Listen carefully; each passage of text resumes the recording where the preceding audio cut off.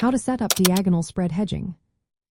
If you are curious about how to set up a diagonal spread hedge in options trading, you are in the right spot.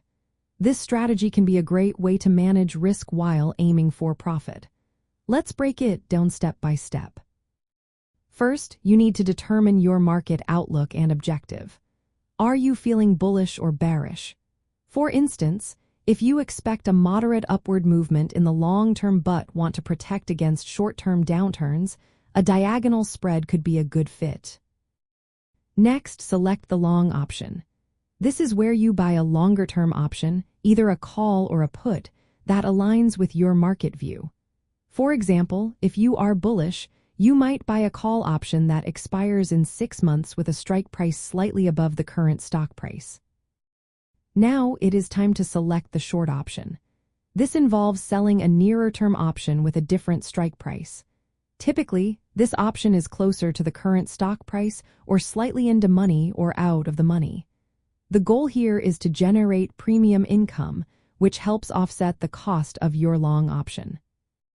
When choosing strike prices, remember that the long and short options will differ. For a bullish setup, the short strike is usually lower than the long strike. This difference creates the diagonal structure that defines your risk and reward profile. As for expiration dates, the long option will expire later than the short option.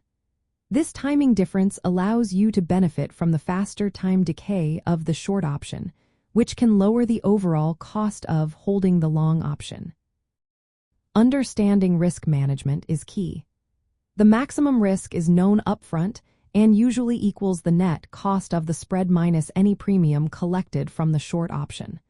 As the short option nears expiration, you can roll it forward or adjust the strike prices to maintain your hedge.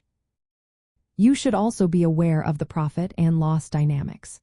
The strategy profits if the underlying stock price moves favorably beyond the short strike before the short option expires. The long option retains value due to its longer duration, while time decay on the short leg works in your favor. Let's look at a practical example. Imagine you are bullish on a stock trading at $150. You could buy a call option with a strike price of $160 that expires in 6 months. At the same time, you sell a call option with a strike price of $155 that expires in 1 month. The premium from the short call reduces your initial cost. If the stock stays between $155 and $160 near the expiration of the short call, you benefit from the time decay while keeping the long-term upside potential.